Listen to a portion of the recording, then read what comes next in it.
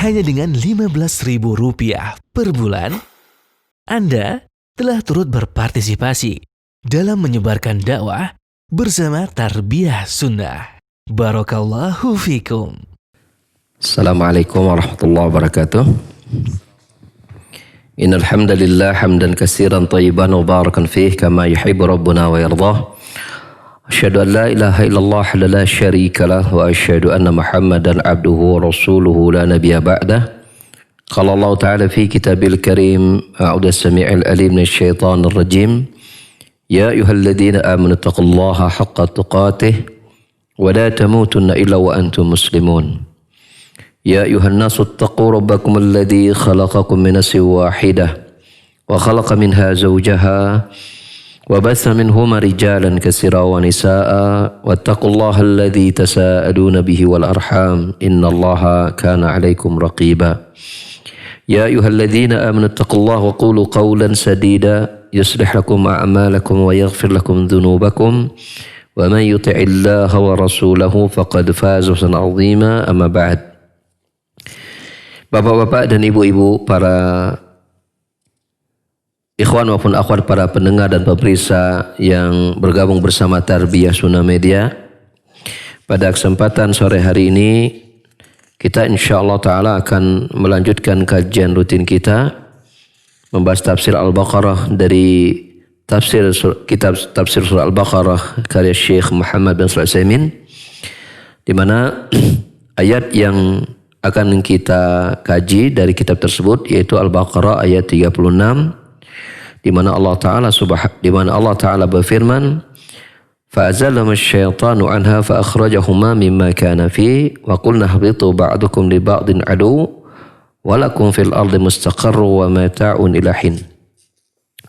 Maka syaitan menggelincirkan keduanya, yaitu menggelincirkan Nabi Adam dan istrinya yaitu Hawa, anha, dari surga.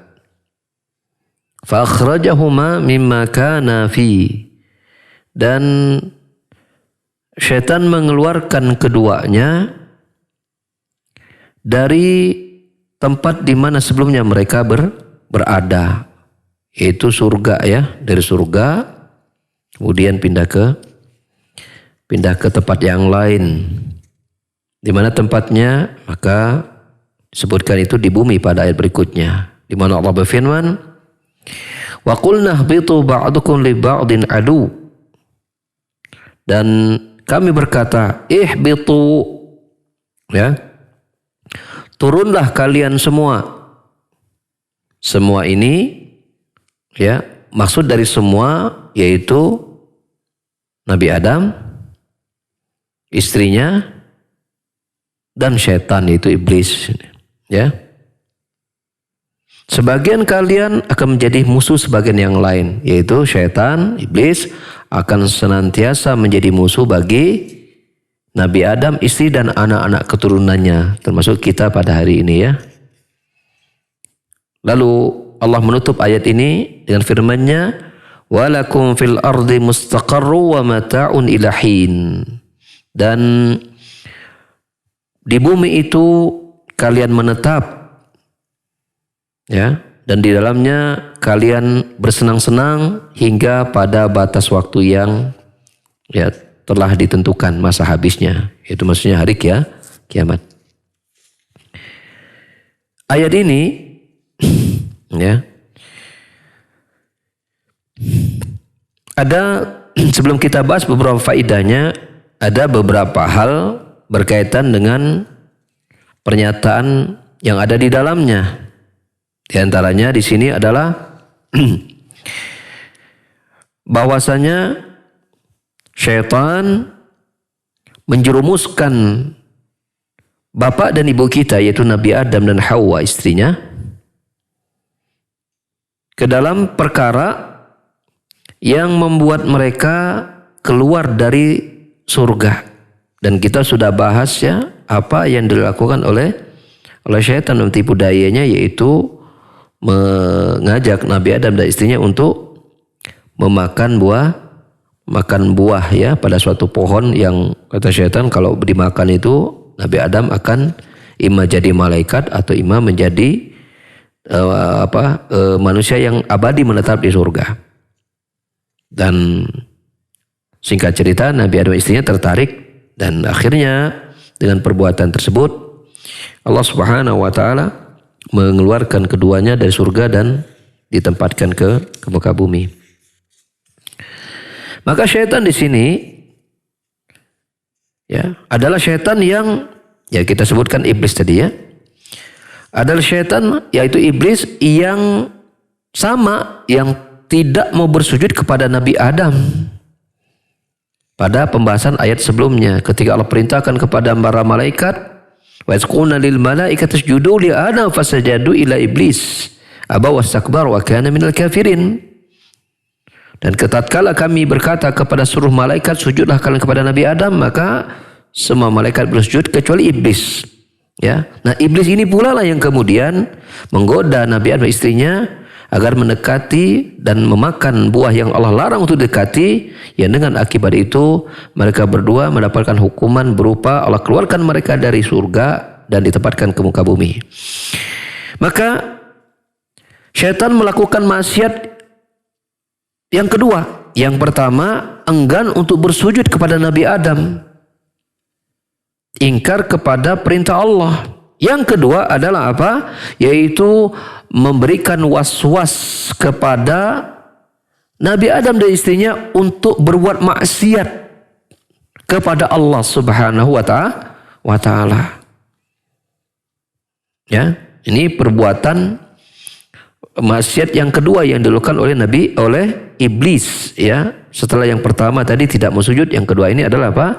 Menggelincirkan Nabi dan istrinya agar berbuat maksiat, yaitu apa? Melaksanakan apa yang dilarang oleh Allah Subhanahu wa taala. Kalau kita lihat apa perbedaan kesalahan antara iblis dan Nabi Adam? Apa perbedaannya? Ya, perbedaannya adalah apa? Iblis pertama kali ya dia bermaksiat karena tidak menjalankan perintah. Sedangkan Nabi Adam dan istrinya bermaksiat karena apa? Meninggalkan larangan. Ya. Ya tadi kan Allah menyuruh iblis sujud. Perintah bukan? Perintah untuk dikerjakan, tapi iblis tidak mengerjakan. Sedangkan kepada Nabi Adam berisi larangan. Larangan untuk jangan mendekati pohon yang Allah larang. Apalagi sampai memakannya. Tapi mereka mendekati bahkan memakannya. Ya. Setelah diprovokasi oleh setan, oleh iblis ini. Nah itu bentuk perbedaannya. Dua-duanya salah. Muncul pertanyaannya. Dari kedua kesalahan ini, mana dalam pandangan Allah Subhanahu wa taala yang paling Allah benci? Apakah meninggalkan perintah ataukah mengerjakan larangan? Dua-duanya kan buruk ya. Perintah yang ditinggalkan baik apa buruk? Buruk. Larangan dikerjakan baik apa buruk? Buruk. Nah, dari dua keburukan ini mana yang paling Allah murkai? Jawabannya apa Kang CP? Ini apa yang iblis? Yang meninggalkan larangan. Yang Nabi Adam ya, meninggalkan larangan. Nabi Adam mengerjakan larangan. Mengerjakan larangan. Kalau iblis meninggalkan perintah. Meninggalkan perintah. Meninggalkan perintah baik buruk? Buruk. Mengerjakan larangan baik buruk? Buruk. Dari dua keburukan mana yang lebih buruk? Meninggalkan perintah atau mengerjakan larangan? Mengerjakan larangan. Mengerjakan larangan. Ya, jawabannya salah. Ibnu Qayyim rahimahullah ta'ala menyebutkan yang lebih buruk itu meninggalkan perintah. Lihat efek hukuman yang Allah berikan kepada iblis dan Nabi Adam. Mana yang lebih ringan hukumannya? Bukan buat Nabi Adam. Iblis Allah laknat sampai hari kiamat. Dan pasti masuk neraka. Tapi kisah Nabi Adam dihukum sementara saja di dunia untuk kembali, kemudian Nabi Adam akan ditempatkan di surga. Demikian juga sebaliknya, mengerjakan perintah baik apa buruk? Perintah baik. Meninggalkan larangan baik apa buruk? Baik. Baik. Dari dua kebaikan mana yang lebih baik? Meninggalkan larangan. Kembali jawabannya salah. Yang tadi yang mengatakan. Ya itu. Yang lebih baik adalah mengerjakan perintah. Dari dua kebaikan itu, mengerjakan perintah itu lebih Allah cinta daripada meninggalkan larangan. Begitu juga dalam perkara yang paling Allah murkai, meninggalkan perintah lebih Allah murkai daripada mengerjakan larangan. Ya, lebih Allah murkai daripada mengerjakan larangan. Ya, ini sebagaimana disebutkan Ibnu Qayyim, saya lupa nama kitabnya ya, itu kalau nggak salah kitabnya Iqsatul Lahafan apa ya.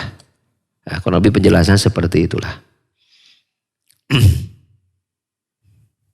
Kalau sholat itu mengerjakan sholat atau meninggalkan sholat perintahnya? Kerjakan sholat. Kalau zina, kerjakan zina atau jangan berzina? Jangan mendekati zina. Sekarang, mana dosa yang lebih besar? Meninggalkan sholat dosa tidak? Dosa. Mengerjakan zina dosa tidak? Dosa. Dosa. Mana yang lebih besar dosanya? Meninggalkan sholat atau mengerjakan zina? Bukan berarti berzina baik ya, buruk ya, dua-duanya buruk. Mana yang lebih buruk? Meninggalkan sholat atau melakukan perbuatan zina? Berdasarkan kaidah tadi. Meninggalkan sholat. Makanya para ulama tidak ada yang berdalil, yang berpendapat bahwa orang berzina kafir. Tapi meninggalkan sholat, ya dengan dalil yang ada, Rasul menghukumi kafir meninggalkan sholat. Ya, di sini pelajaran berharga buat kita. Istiqomah di atas perintah yang kita kerjakan, itu lebih kokoh mengokohkan keimanan kita dari larang kita tinggalkan. Ada orang yang sholat, perintah dikerjakan, tapi dia juga bermaksiat. Insya Allah pada waktunya sholat itu akan mencegahnya dari maksiat. Karena Allah berfirman, Inna sholata tanha anil fahsya'i wal munkar. Sesungguhnya sholat dapat mencegah perbuatan keji dan munkar. Maka bila ada orang senantiasa sholat, dia jaga, tapi maksiat, insya Allah pada waktunya, ya sholat itu akan menghentikannya dari berbuat maksiat yang dia lakukan.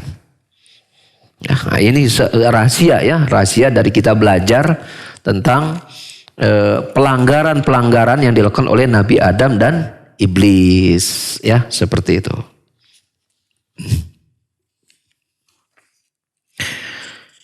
Maka setelah iblis berhasil menggoda Nabi Adam dan istrinya, ya dan itu tentu berakibat Nabi Adam keluar. Ya, dengan berhasilnya iblis menggoda Nabi Adam, ya itu membuat mereka berdua keluar dari surga dan kenikmatan yang ada di dalamnya. Dan Allah berkata, ihbitu, turunlah kalian. Ya, kalian di sini adalah siapa? Nabi Adam, Hawa dan iblis. Dan Allah menyebutkan, ba'dukum li ba'din adu, sebagian kalian dengan sebagian yang lain akan menjadi musuh. Syaitan akan menjadi musuh bagi Adam dan Hawa istrinya. Ya. Dan kalian di muka turunlah kalian artinya menempati bumi ya. Dan kalian akan di bumi itu kalian akan bertempat tinggal di situ dan mendapatkan kesenangan sampai pada batas waktu yang Allah tentukan, yaitu apa? Qiyamus sa'ah, yaitu hari kiamat, tegaknya hari kiamat. Ayat ini memberikan beberapa faidah. Yang pertama yaitu al-hadru min wuqu'iz zalal alladhi yamlihi asy-syaitan. Berisi peringatan dari terjerumusnya kepada ketergelinciran yang dihembuskan oleh syaitan. Ya, karena di sini apapun perbuatan yang sifatnya menggelincirkan itu syaitan memiliki peran di situ. Maka hati-hati ya, jangan sampai kita itu tergelincir ya, terperosok ke dalam perbuatan maksiat. Yang kedua, sesungguhnya syaitan menipu anak-anak keturunan Nabi Adam sebagaimana syaitan telah melakukan penipuan kepada bapak mereka yaitu Nabi Adam. Nah, di mana ya syaitan berikan tipu daya kepada Nabi Adam dan istrinya yang diiringi dengan sumpah bahwasanya inni lakuma laminas nasihin, sesungguhnya aku ini betul-betul ingin memberikan kebaikan buat kalian berdua. Diikuti dengan sumpah. Iblis bersumpah bahwa dia betul-betul menginginkan kebaikan kepada Adam dan istrinya. Ya. Sehingga iblis berkata, ya Adam, hal adulluka ala syajaratil khuldi wa malakin la yubla. Wahai Nabi Adam, wahai Adam, maukah aku tunjukkan kepadamu kepada sebuah pohon ya yang kamu akan kekal atau menjadi malaikat yang senantiasa ada. Maka syaitan, di sini kita lihat bahwasanya syaitan itu kadang mendatangi manusia, lalu kemudian memperdaya mereka, menjadikan perbuatan maksiat itu menjadi perkara yang kecil dari pandangan kedua mata manusia tadi. Akibat diwaswasi, akibat ditipu oleh syaitan. Perkara maksiat, ya itu dianggap kecil. Kalau ternyata maksiat itu menjadi besar, ya, yang tidak mungkin dikecilkan lagi perbuatan maksiat itu, ya, udah tanggung begitu ya, sudah sulit untuk dikembalikan menjadi kecil lagi, maka syaitan memperpanjang angan-angan kepada manusia dengan mengatakan bahwasanya entar juga taubat beres, gitu. Sehingga akhirnya sang manusia ini, ya, mudah untuk terus melangkah ya kepada perbuatan maksiatnya. Tenang aja, karena nanti kalau sudah pada puncaknya tinggal taubat, begitu. Ya. Maka walidzalika ihdhar aduwaka ay yaghurrak. Maka hati-hatilah dengan musuhmu itu syaitan, jangan sampai dia menjebakmu. Ya. Jadi ada istilah syaitan itu kalau menyesatkan manusia itu tadarruj ya, tadarruk ya. Jadi dari yang kecil. Ya, Ibnu Qayyim ada pembahasan ini dalam kitab beliau itu, bahwa syaitan itu menggoda manusia itu pertama diajak dulu kepada perbuatan kufur. Kalau ternyata kufur nggak mempan karena kuatnya iman, pindah kepada dosa melakukan perbuatan bid'ah. Bila ternyata ini termasuk ahli sunnah, diajak kepada perbuatan dosa besar. Kalau ternyata ini manusia orang yang betul-betul takut kepada Allah, maka pindah kepada dosa kecil. Kalau seandainya manusia ini termasuk orang yang sangat hati-hati, jangan sampai melakukan perbuatan dosa kecil, maka syaitan berpindah kepada mengajak manusia ini untuk melakukan perbuatan yang sunnah, meninggalkan yang wajib. Bila kemudian termasuk yang perhatian kepada kedua-duanya, maka syaitan pindah kepada amalan yang tidak terlalu penting, lalu meninggalkan amalan yang penting. Bila ternyata semuanya telah dilalui, maka tinggal satu yang terakhir, yaitu membisiki manusia yang lain sina menghancurkan ia jelma, gitu. Itu 7 tahapan. Terakhir diprovokasi manusia yang lain agar orang soleh ini hilang dari permukaan bumi, karena orang ini berbahaya, ya, dapat menghambat gerakan tipu daya syaitan kepada manusia, ya, maka orang ini harus dihilangkan. Nah, begitu kira-kira tipu daya syaitan kepada manusia. Masuknya madakhil syaitan fis salihin, ya, pintu-pintu masuk syaitan kepada orang-orang yang saleh. Faedah yang ketiga, idhafatul fi'li ilal mutasabbi lahu. Itu bolehnya kita menyandarkan suatu kejadian atau suatu perbuatan kepada sebab akibat, ya, kepada yang menyebabkan itu terjadi. Di sini kita lihat fa'azallahum asy-syaitanu fa akhraja mimma kana fi. Syaitan menyesatkan keduanya dan syaitan membuat keduanya itu Nabi Adam dan istrinya Hawa itu keluar dari surga tersebut. Di sini Allah Subhanahu wa taala menyandarkan bahwasanya syaitan memiliki peran yang sangat besar dalam kejadian pindahnya Nabi Adam, turunnya Nabi Adam dari surga ke alam dunia, ke muka bumi. Walaupun kadang ada kejadian itu, ya, tidak kemudian langsung dihukumi, ya, pelakunya karena yang langsung berhadapan dengan kejadian. Contohnya misalnya begini, ada seseorang yang menggali lubang, ya, sedang gali lubang, biasa gali lubang.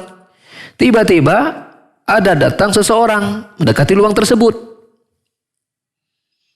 Lalu tiba-tiba datang orang yang lain, ya kan, mendorong orang tersebut masuk ke dalam lubang dan binasa. Nah, kira-kira yang salah siapa?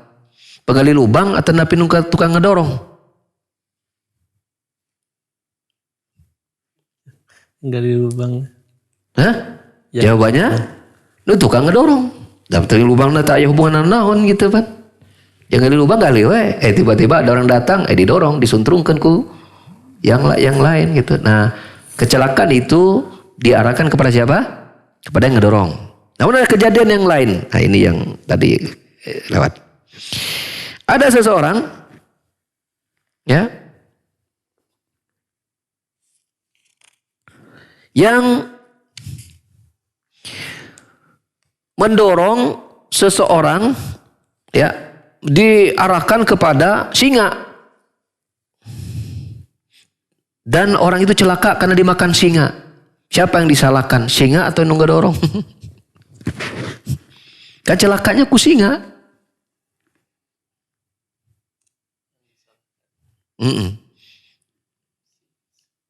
Kan yang makan kan singa. Jadi yang ngedorong mungkin nggak bela, jangan salahkan saya. Dan yang makan kan, yang buat kamu matikan singa. Bisakah begitu? Coba tidak. Ya. Jadi kalau yang pertama, si membuat lubang, kemudian ada yang ngedorong masuk lubang dan celaka di lubang itu, maka sepemilik lubang, yang penggali lubang, walaupun itu langsung berhadapan dengan si korban, dia tidak bertanggung jawab terhadap celakanya orang itu jatuh ke bawah. Kenapa? Karena dia menggali lubang bukan sebagai sebab orang itu binasa. Yang membuatnya binasa yang ngedorong gitu. Beda ya, yang ngedorong. Ya seperti itu.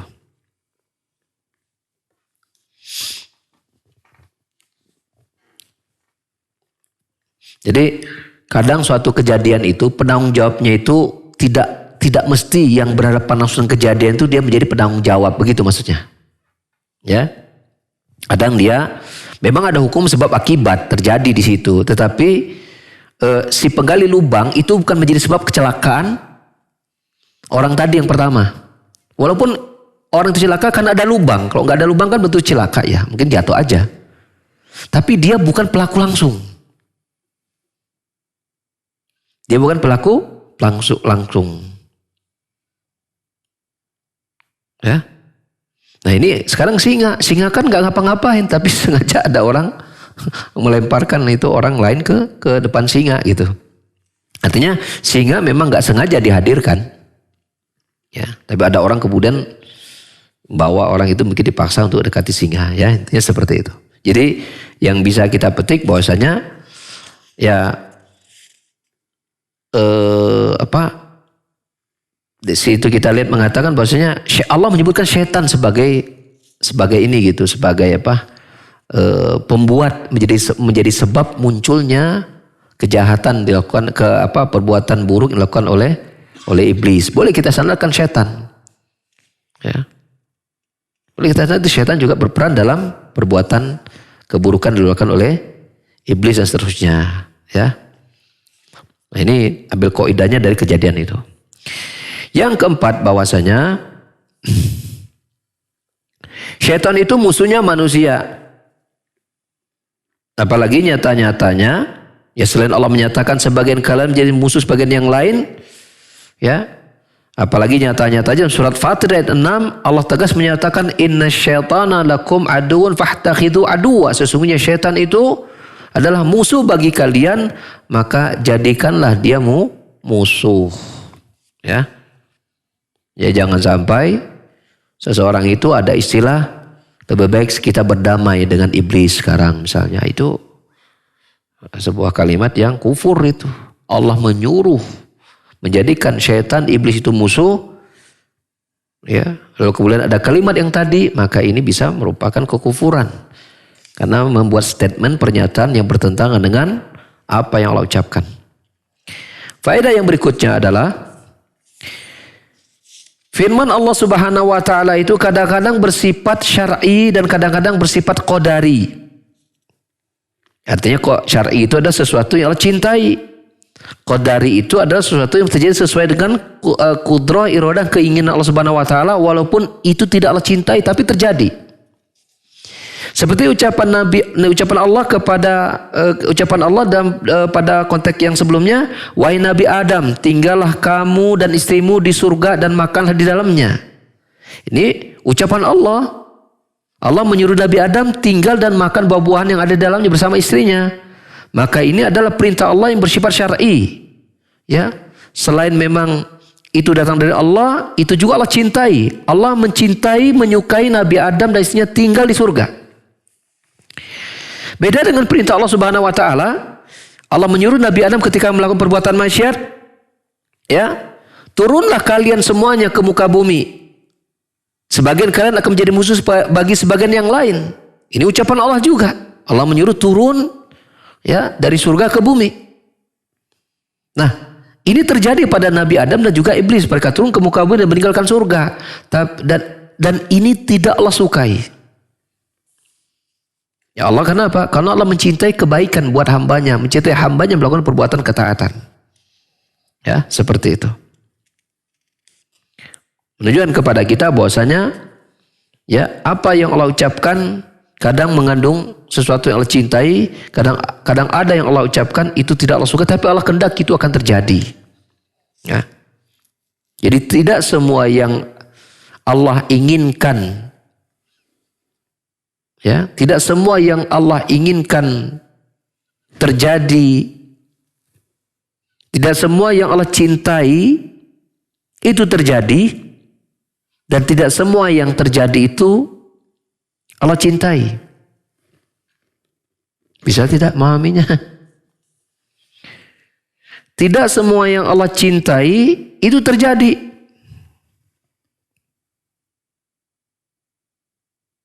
Allah mencintai iman tidak? Mencintai. Apakah kemudian semua manusia jadi beriman? Tidak. Tidak semua yang Allah cintai itu terjadi. Sebagaimana tidak semua yang terjadi, sudah terjadi ini, itu Allah cintai. Ya. Seperti, ya, adanya perbuatan maksiat. Perbuatan maksiat. Terjadi tidak? Kemaksiatan? Terjadi. Allah cintai tidak? Tidak Allah cintai. Ya. Namun ada, ya, sesuatu yang terjadi dan itu Allah cintai. Seperti apa? Ya, Allah mencintai para nabi dan rasul, dan para nabi dan rasul itu ada dan terjadi. Allah mencintai orang beriman, dan memang orang beriman itu ada dan melakukan amalan soleh, maka itu terjadi dan Allah cintai. Namun tidak semua yang terjadi itu Allah cintai. Jadi kalau misalnya ada yang bertanya,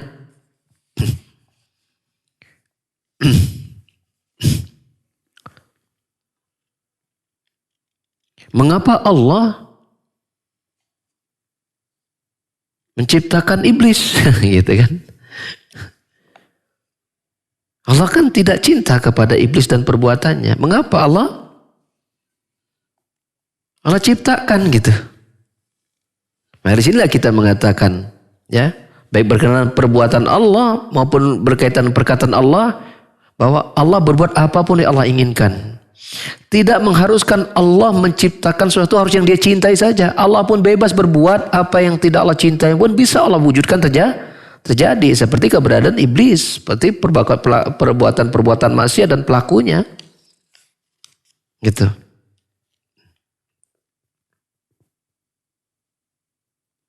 Kan ada tuh semacam kayak dialog-dialog yang sebenarnya itu bisa membawa seorang itu bisa kufur kalau nggak benar-benar menata dialog itu kan. Begini kata mereka, kan ada orang kafir, ya itu kan tidak Allah cintai. Dan Allah telah menetapkan takdir sebelum orang kafir itu ada, bahwa dia tetap akan lahir kafir, besar kafir, matinya kafir dan masuk neraka. Allah sudah tahu akan seperti itu. Lalu mengapa Allah menakdirkan sesuatu yang nantinya dia akan dimasukkan dalam neraka gitu? Ngerti nggak soalnya? Kalau Allah sudah tahu dia akan masuk neraka, mengapa kemudian dia diciptakan gitu? Maka jawaban kita simpel. Allah tidak harus menciptakan sesuatu yang Allah cintai. Allah fa'alu lima yurid. Allah berbuat apa adalah kendaki. La yus'alu amma yaf'alu wa hum yus'alun. Dan Allah tidak ditanya tentang perbuatan Allah. Kitalah yang akan ditanya tentang perbuatan kita. Jadi jangan coba-coba tanyakan perbuatan Allah. Itu tidak mual keotakan ke orang mah, tidak akan bisa dipikirkan oleh kita. Cukup kita imani. Yang jelas kita tahu tidak semua yang Allah cintai terjadi, sebagainya tidak semua yang terjadi itu Allah cintai. Ya, kita harus paham mengenal Allah sampai ke situ-situnya. Jangan sampai nanti apa? Kita melihat Allah tidak adil. Kita melihat Allah Subhanahu wa taala tidak penuh dengan ilmu pas segala macam. Jawabannya Allah berilmu, Allah Maha Adil, kita yang miskin ilmu sehingga ya bisa ada seseorang itu yang miskin ilmu ya bisa berbuat apapun yang buruk bersuuzon kepada Allah Subhanahu wa taala. Wa'alaikumsalam. Faedah yang keenam adalah bahwasanya annal jannata fi makanil alin. Sesungguhnya surga itu berada pada tempat yang tinggi. Buktinya Allah Subhanahu wa taala mengatakan kepada Nabi Adam dan pada iblis serta Nabi Adam istrinya juga kepada iblis, ihbitu minha jami'a. Turunlah kalian semua dari surga. Turunnya ke mana, Cing? Turunnya ke dunia. Menunjukkan surga itu tempatnya di atas. Dunia itu tempatnya di bawah. Kata turun tidak mungkin. Ya dalam konteks kemanusiaan ya. Diperuntukkan kepada sesuatu yang kecuali tujuan kepada sesuatu yang tinggi kepada yang rendah. Pada konteks kemakhlukan adapun Allah tidak boleh kita hukumi konteks-konteks kemanusiaan itu sebagaimana kita berikan kepada manusia. Ya. Kalau Allah tidak boleh diikat dengan ruang dan waktu. Ruang dan waktu itu makhluk kok. Dan Allah tidak terikat pada ruang dan waktu. Yang ketujuh. Annahu la yumkinu aisyu illa fil ardi li bani Adam. Sesungguhnya tidak ada satupun tempat yang manusia, anak-anak Nabi Adam bisa hidup kecuali hanya di bumi. Karena Allah mengatakan kamu tinggal di bumi itu menetap sampai pada dan bersenang-senang pada waktu yang telah ditentukan. Allah juga menjelaskan dalam surah Al-A'raf ayat 25, fiha tuhyun wa fiha tamutun wa minha tukhrajun. Di muka bumi itu kalian hidup, di muka bumi itu kalian mati, dan dari muka bumi inilah kalian akan dibangkitkan. Maka berdasarkan hal ini, maka kita mengetahui bahwasanya usaha keras orang-orang kufar untuk mencari kehidupan selain bumi ini adalah seperti berada di tata surya tempat yang lain misalnya. Ya, atau berada pada tempat-tempat tertentu selain bumi, maka ini adalah usaha yang pasti sia-sia. Karena Allah telah menetapkan hanya bumi lah tempat Nabi Adam, istri dan anak-anak keturunannya bisa hidup di situ. Yang lain Allah pastikan tidak ada. Ya, pastikan tidak ada. Ini harus menjadi keyakinan kita ya, karena ini beritanya dari Allah dan Allah yang Maha tahu tentang makhluknya. Yang terakhir dari ayat yang kita kaji, faedahnya adalah apa? Annahu la dawama li bani Adam fid dunya. Sesungguhnya ya, untuk manusia, anak-anak keturunan Nabi Adam, mereka tidak akan kekal di dunia. Karena Allah menyatakan, tinggallah kalian di muka bumi ini dan bersenang-senanglah di dalamnya sampai pada batas waktu yang telah ditentukan. Yaitu apa? Hari kiamat. Bahkan untuk pribadi-pribadi kita, belum kiamat saja kita tidak mungkin menetap di alam dunia di muka bumi ini. Dengan kematian kita sudah berpindah ke tempat yang lain yang dikenal dengan nama apa? Alam kubur. Baik, sampai di situ yang bisa kita kaji pada kajian kita hari ini, dan itu materinya mungkin kurang lebih sekitar setengah jam lebih dikit. Ya, kalau ada pertanyaan kita buka sesi pertanyaan pada sore hari ini. Ya dikit aja pertanyaan yang mudah-mudah ya. Kalau banyak dan susah nggak akan kita lanjutkan. Harus dikit dan yang mudah. Baik, syukran Ustaz atas pemaparan materi yang disampaikan. Kami mengundang kepada para pendengar dan pemirsa dimanapun antum berada. Bagi antum yang akan bertanya langsung kepada Ustaz, silakan bisa melalui line telepon di nomor 022-8686-2637 atau bisa melalui line telepon sekali lagi ke nomor 022-8686-2637 atau bisa melalui pesan singkat ke nomor 0811-227-1476. Sekali lagi ke nomor 0811-227-1476. Baik, ada penelpon yang masuk, ya silakan. Halo, Assalamualaikum. Waalaikumsalam warahmatullahi wabarakatuh. Silakan Bapak, dari Bapak siapa di mana? Barakallahu fiik, Ustaz. Waalaikumsalam Barakallah, Pak. Tasli dari Sukahaji, Ustaz. Oh, Masya Allah, Pak Tasli. Mangga, silakan. Ustaz, ini berkaitan dengan Nabi Adam dan Hawa. Kalau dilihat dari ini yang saya tanyakan, sebetulnya kalau Hawa itu kan dibuat dari tulang rusuk Nabi Adam. Itu pada saat usia berapa ya Nabi Adam diambil tulang rusuknya untuk Hawa ini? Nggak tahu saya. Nggak tahu saya, Pak Tasli. Oh gitu. Ya, karena memang di sini juga nggak ada, kalau dari Allahu alam ya. Mungkin barangkali ada penjelasan dari kitab atau apa, tapi saya nggak tahu ya. Gitu. Ya, terima kasih Ustaz. Ya, Pak. Jazakallahu khairan katsiran. Assalamualaikum warahmatullahi wabarakatuh. Waalaikumsalam warahmatullahi wabarakatuh. Baik. Tapi kalau bahwa diambil waktu lagi masih kecil ya kayaknya enggak ya. Tapi dalam gambaran itu Nabi Adamnya sudah gambar Nabi Adam yang udah dewasa ya. Itu. Jadi ya seperti itu kurang lebih. Tapi tepatnya umurnya berapa? Apakah umur 30 tahun, umur 40 tahun, umur 50 tahun? Ini saya nggak tahu ya. Saya nggak tahu. Baik, syukran Ustaz atas jawabannya. Kita kembali mengundang kepada antum para pendengar atau pemirsa dimanapun antum berada. Bagi yang akan bertanya langsung kepada Ustaz, silakan bisa melalui line telepon di nomor 022-8686-2637. Sekali lagi di nomor 022-8686-2637 atau melalui pesan singkat ke nomor 0811-227-1476. Baik Ustaz, ini ada pertanyaan dan beliau mohon maaf keluar dari tema. Ustaz, Anda mau menanyakan hukum jasa transfer mata uang, misalnya dari mata uang real ke rupiah. Misalnya Anda mau ngirim 1.000 real dan 1 realnya 3.850.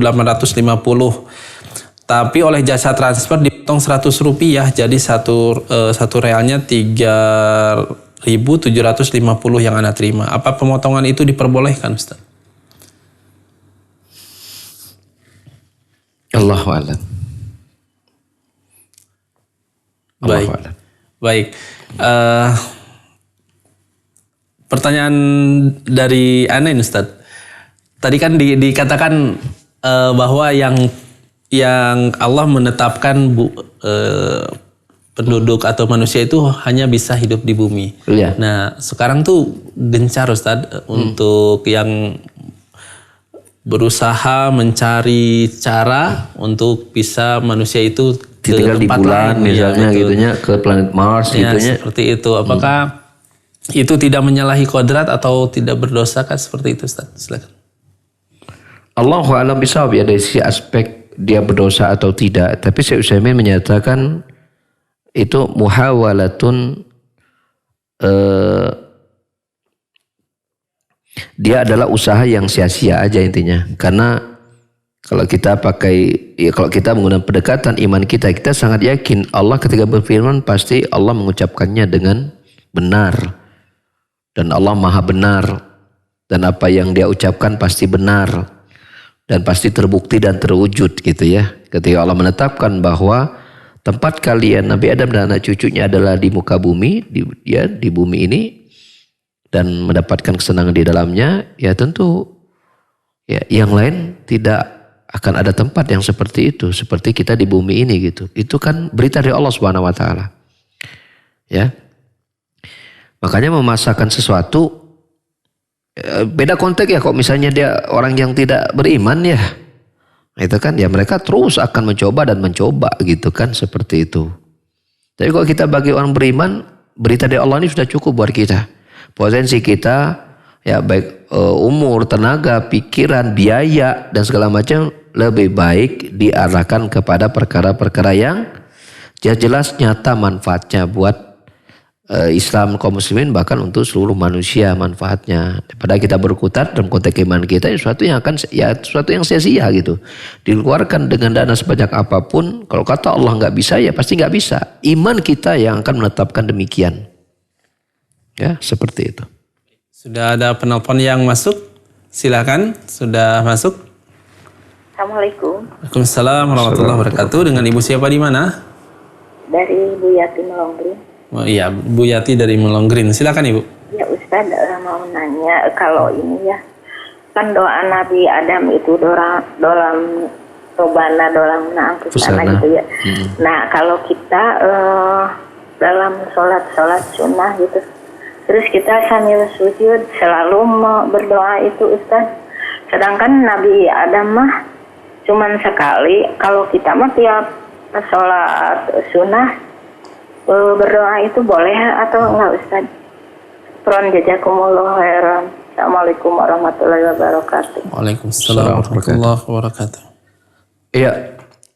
Ada sebuah hadis dari Nabi sallallahu alaihi wasallam, dalam hadis yang diriwayatkan oleh Imam Muslim, beliau bersabda, aqrabu ma yakunul 'abdu min rabbih wa huwa sajidun fa'aksiru fi ad-du'a. Jarak yang sangat dekat antara seorang hamba dengan Rabb-nya itu terkala dia sedang sujud. Maka perbanyaklah doa di dalam sujud tersebut. Maka kita boleh berdoa sebanyak-banyaknya dalam sujud tersebut. Di sujud manapun, setelah tentu membaca kewajiban kita dalam sujud, yaitu dengan doa subhana rabbiyal a'la itu, gitu kan? Atau dengan doa sujud yang lain gitu kan, subhanakallahumma rabbana hamdika allahumma ighfirli gitu ya. Nah, setelah itu kita boleh perbanyak sujud, apalagi dalam sholat sunnah gitu kan. Seperti itu. Dan itu tidak dibatasi cara doanya, pilihan doanya. Ya. Tidak dibatasi bahwa doanya harus ganti-ganti gitu. Maka doa yang tetap dan isinya sama itu enggak masalah. Doa yang tetap dan isinya sama itu enggak masalah. Berdasarkan hadis tersebut, karena hadis itu bersifat umum, maka tentu dibiarkan dalam keumumannya.